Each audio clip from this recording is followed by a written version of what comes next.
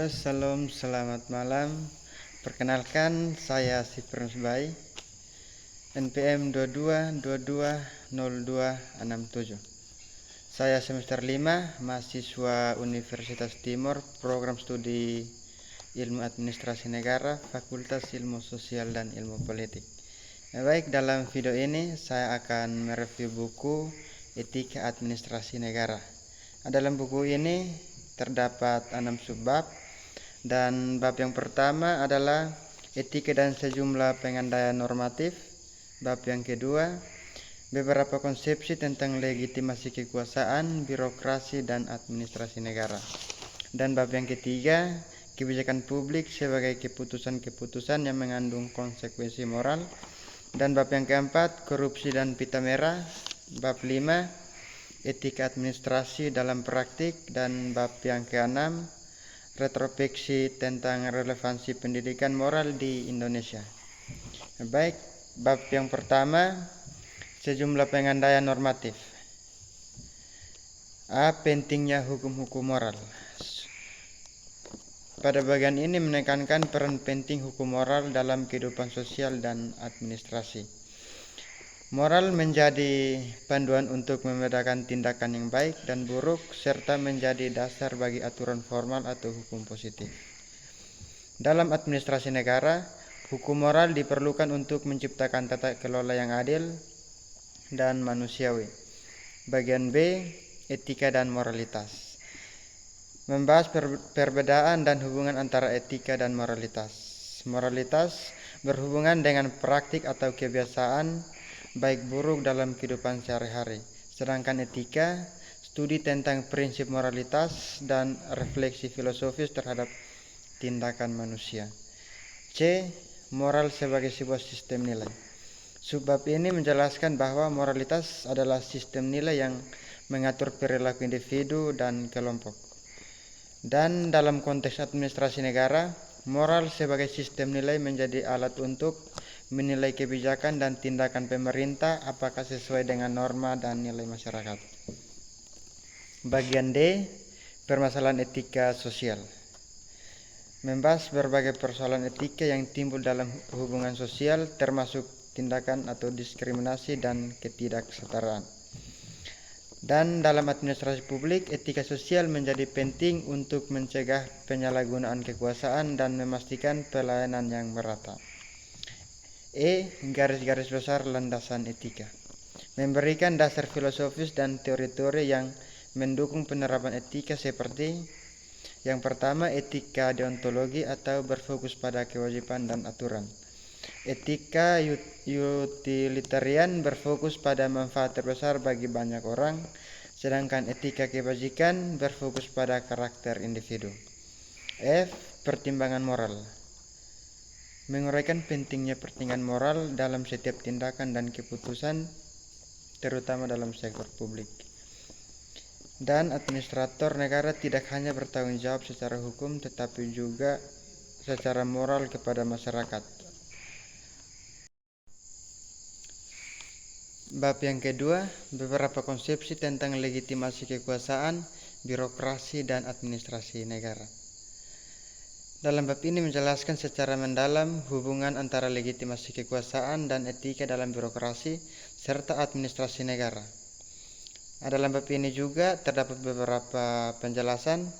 Yang pertama, antara legitimasi sosiologis dan legitimasi etis. Legitimasi sosiologis merujuk pada penerimaan masyarakat terhadap kekuasaan yang dijalankan berdasarkan faktor-faktor seperti tradisi, karisma, pemimpin, atau aturan legal formal. Sumber legitimasi yang pertama yaitu tradisional. Kekuasaan dianggap sah karena didasarkan pada tradisi yang telah lama ada. Karismatik, kekuasaan muncul karena kepribadian atau kepemimpinan karismatik seseorang tokoh. Dan yang ketiga, rasional legal. Kekuasaan yang dijalankan berdasarkan hukum dan prosedur yang berlaku dalam sistem pemerintahan modern. Sedangkan legitimasi etis Legitimasi etis berlandaskan pada prinsip-prinsip moral dan etika, di mana kekuasaan dianggap sah jika melayani kepentingan masyarakat dengan adil dan bertanggung jawab.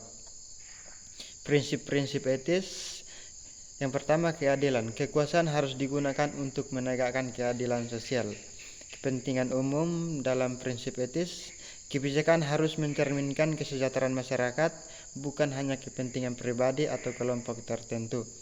Sedangkan akuntabilitas etis, dalam prinsip etis, pemimpin atau pejabat publik harus bertanggung jawab atas setiap keputusan yang diambil. Bagian yang ketiga, perbandingan dan hubungan. Perbedaan legitimasi sosiologis fokus pada penerimaan masyarakat, sedangkan legitimasi etis menekankan pada nilai-nilai moral di balik kekuasaan. Keterkaitannya untuk menciptakan administrasi negara yang ideal, keduanya harus berjalan beriringan. Kekuasaan yang hanya didasarkan pada legitimasi sosiologis tanpa landasan etis cenderung rapuh. Bagian B, legitimasi kekuasaan negara menurut beberapa pemikir. Yang pertama, Thomas Hobbes, kekuasaan negara sah jika mampu menciptakan keamanan dan ketertiban bagi masyarakat, dan negara dianggap sebagai kontrak sosial di mana masyarakat menyerahkan sebagian haknya untuk mendapatkan perlindungan. John Locke, legitimasi kekuasaan bergantung pada perlindungan hak asasi manusia seperti hak atas kehidupan, kebebasan, dan properti. Dan pemerintahan yang gagal melindungi hak-hak ini kehilangan legitimasinya. Sedangkan Max Weber, kekuasaan negara modern bergantung pada legitimasi yang dibagi menjadi tiga. Yang pertama, tradisional, berdasarkan adat dan kebiasaan. Karismatik, bergantung pada pesona atau karisma seseorang pemimpin. Dan yang ketiga, rasional legal, didasarkan pada aturan formal dan hukum. David Aston, kekuasaan harus mencerminkan input masyarakat atau dukungan dan permintaan, serta mampu menghasilkan output yang bermanfaat bagi masyarakat. Kesimpulan dalam bab ini memberikan landasan teoritis tentang pentingnya legitimasi kekuasaan dalam administrasi negara, baik dari sudut pandang sosiologis maupun etis. Bab yang ketiga, kebijakan publik sebagai keputusan-keputusan yang mengandung konsekuensi moral. Dalam bab ini membahas hubungan erat antara kebijakan publik dan aspek moralitas. Kebijakan publik bukan hanya keputusan teknis, melainkan juga keputusan yang memengaruhi kehidupan masyarakat secara luas. Pada bagian A, keadilan sosial. Keadilan sebagai prinsip dasar. Kebijakan publik harus menjunjung tinggi prinsip keadilan sosial, yaitu distribusi sumber daya dan kesempatan secara adil kepada semua lapisan masyarakat. Ketimpangan sosial seringkali diperparah oleh kebijakan publik yang tidak etis, seperti pengabaian terhadap kelompok rentan. Solusi etis merancang kebijakan yang inklusif, yang mempertimbangkan hak-hak minoritas dan masyarakat miskin, dan menghindari diskriminasi dalam proses implementasi kebijakan. Pada bagian B, partisipasi dan aspirasi warga negara. Makna partisipasi warga negara dalam perumusan kebijakan adalah elemen penting dari demokrasi, dan kebijakan publik yang etis harus mencerminkan aspirasi masyarakat, bukan hanya kepentingan elit. Hambatan dalam partisipasi, kurangnya akses informasi, rendahnya kesadaran politik masyarakat. C. Masalah-masalah lingkungan.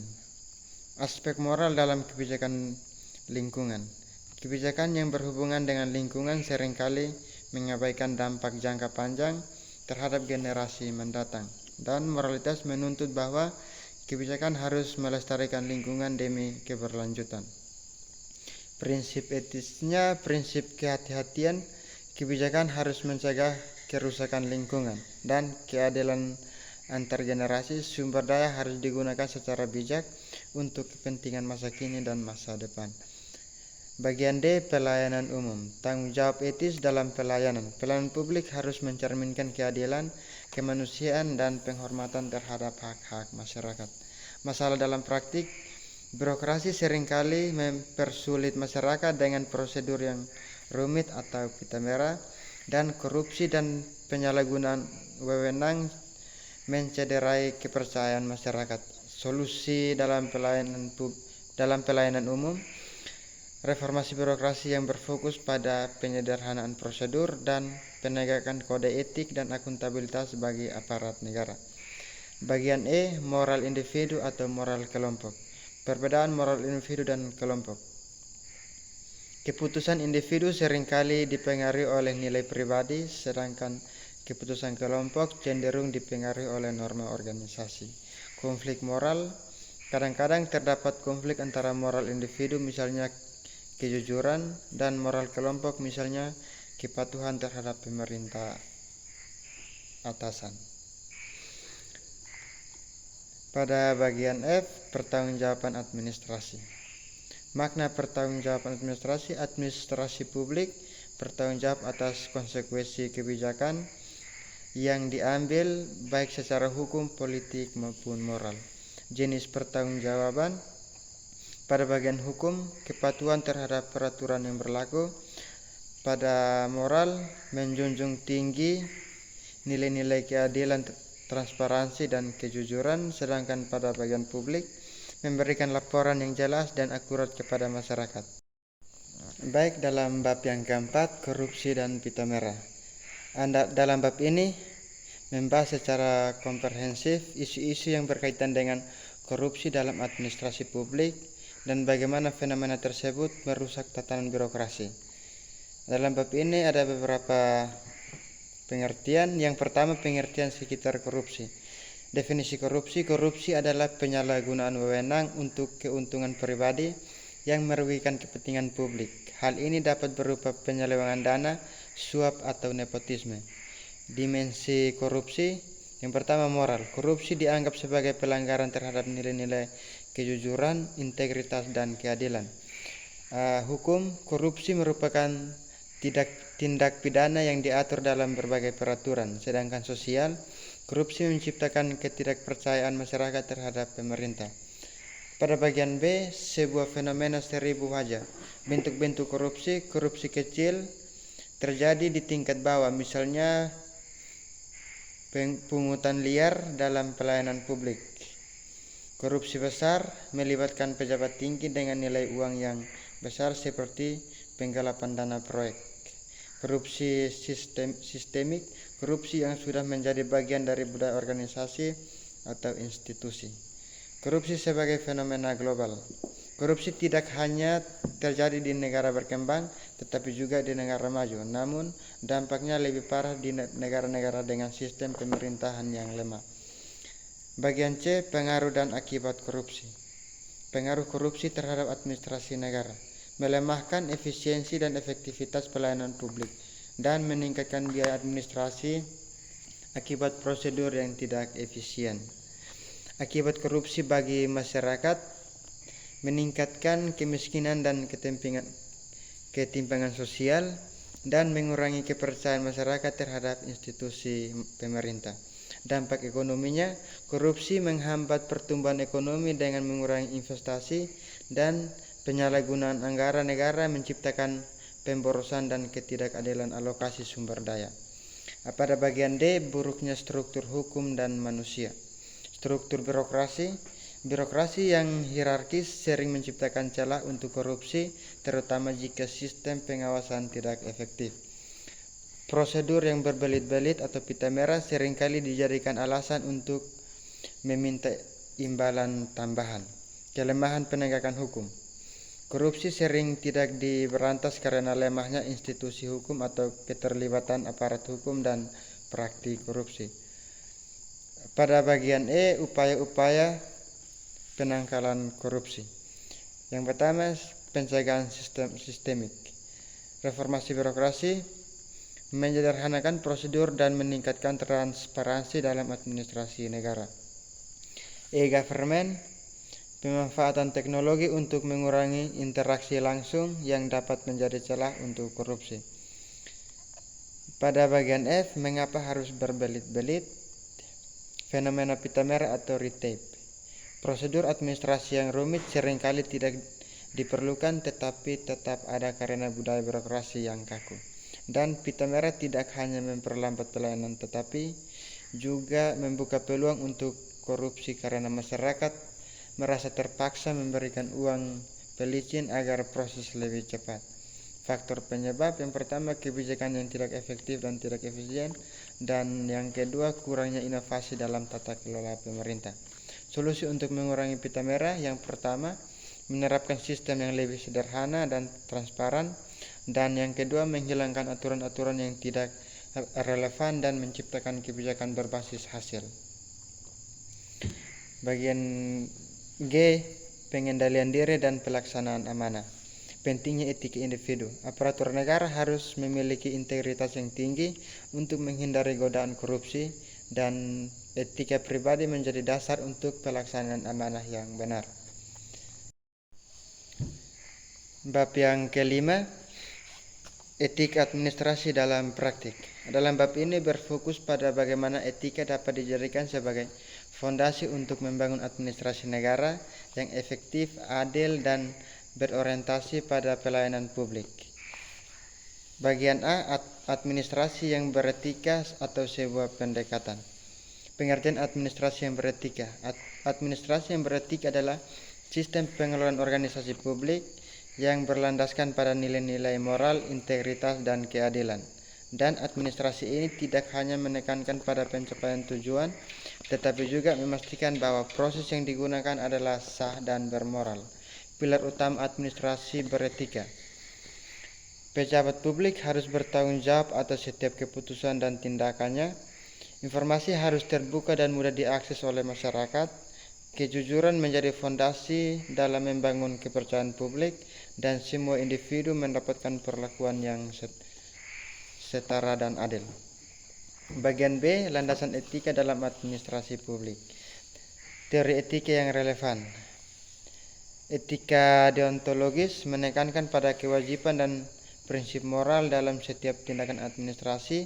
Etika utilitarian mengutamakan manfaat yang sebesar-besarnya bagi masyarakat, sedangkan etika kebajikan mendorong pengembangan karakter baik seperti kejujuran dan integritas di kalangan pejabat publik. Sumber nilai etika dalam administrasi. Nilai-nilai dalam Pancasila sebagai dasar negara. Pancasila menyediakan panduan etis untuk administrasi publik. Dan pada bagian hukum dan peraturan, hukum mencerminkan nilai moral yang disepakati bersama, sedangkan budaya lokal, tradisi dan norma lokal memberikan kerangka kerja tambahan untuk etika. Bagian C, tantangan dalam menerapkan etika di administrasi. Kendala internal, kurangnya pemahaman. Banyak pejabat publik yang tidak memahami pentingnya etika dalam pengambilan keputusan. Sedangkan budaya koruptif, budaya nepotisme, kolusi, dan korupsi yang telah melanggar menjadi tantangan besar. Motivasi pragmatis, fokus pada keuntungan pribadi seringkali mengesampingkan nilai-nilai etika. Bagian D, strategi membangun administrasi yang beretika. Pendidikan etika untuk aparatur negara.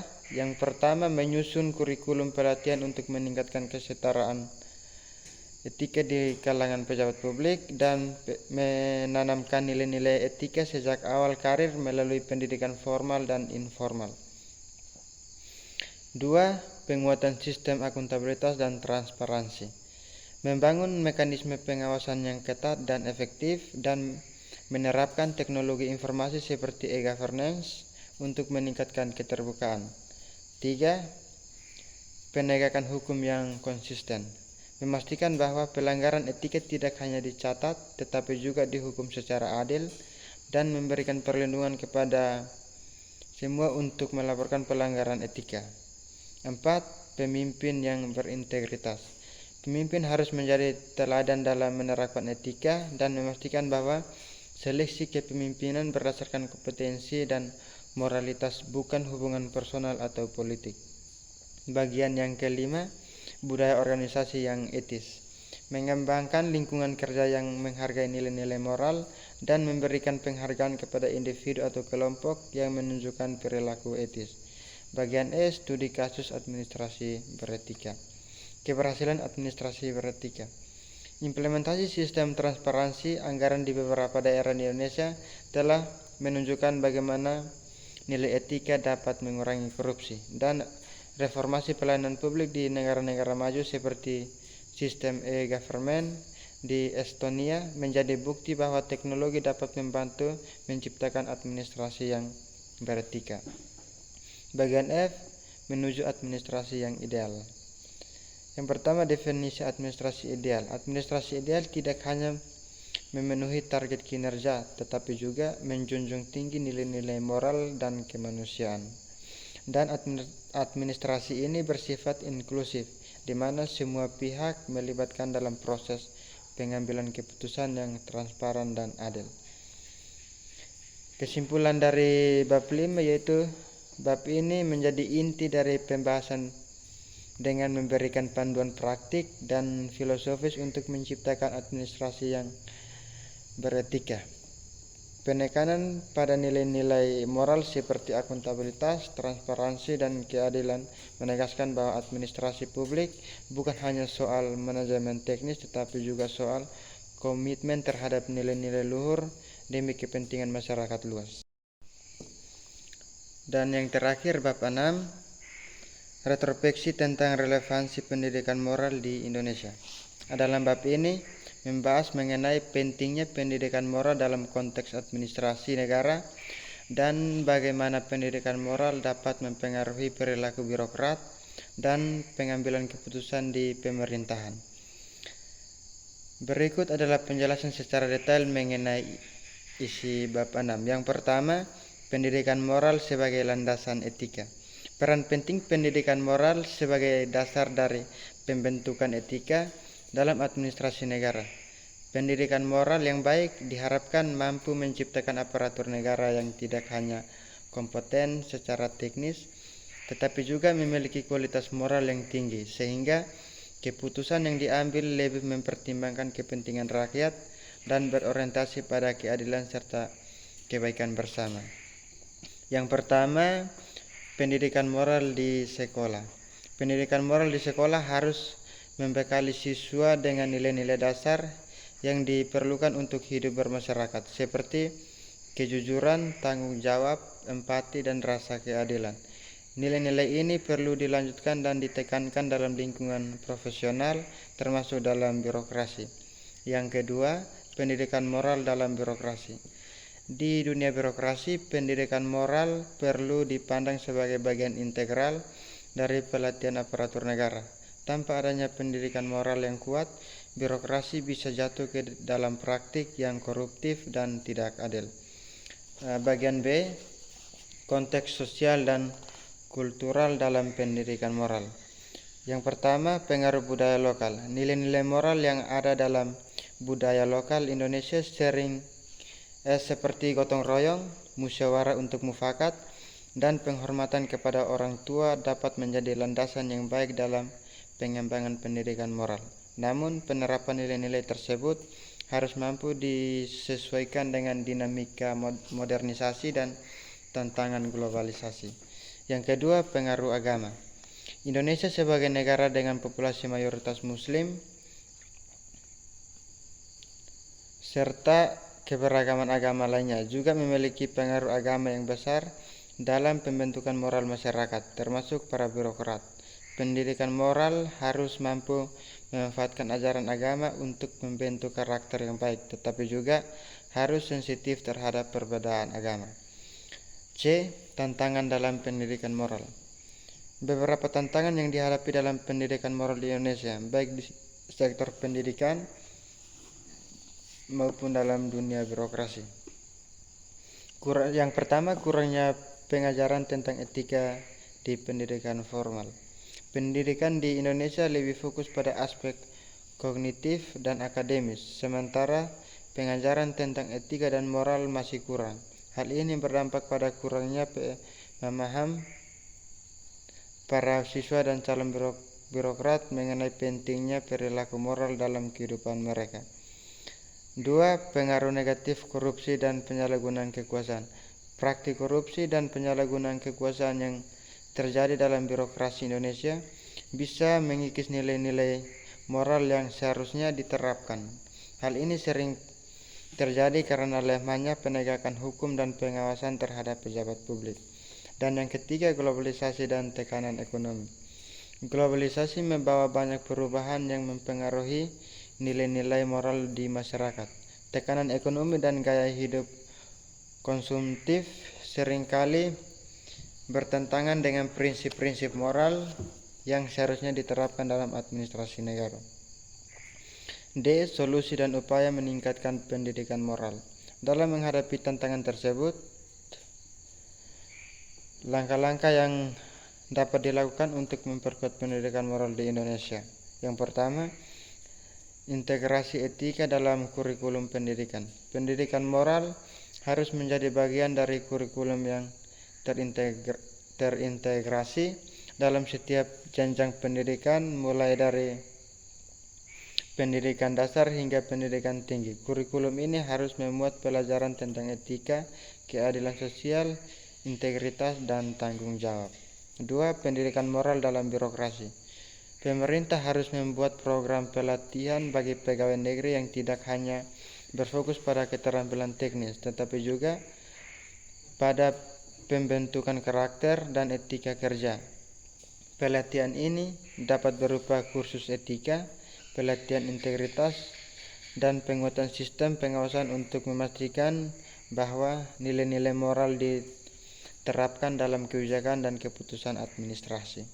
3. Penguatan sistem pengawasan dan penegakan hukum. Agar pendidikan moral dapat diterapkan dengan efektif, sistem pengawasan dalam administrasi negara harus diperkuat. Penegakan hukum yang tegas terhadap praktik korupsi dan penyalahgunaan kekuasaan akan membantu menciptakan iklim birokrasi yang beretika.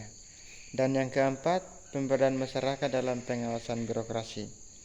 Masyarakat juga memiliki peran penting dalam pengawasan dan pemberantasan korupsi dalam birokrasi. Oleh karena itu, pendidikan moral harus mendorong kesadaran masyarakat untuk berpartisipasi aktif dalam menjaga etika administrasi negara. Baik, inilah hasil review buku Etika Administrasi Negara karangan Wahyudi Kumarotomo. Di akhir kata saya mengucapkan terima kasih dan sampai jumpa. Selamat malam, salam sejahtera.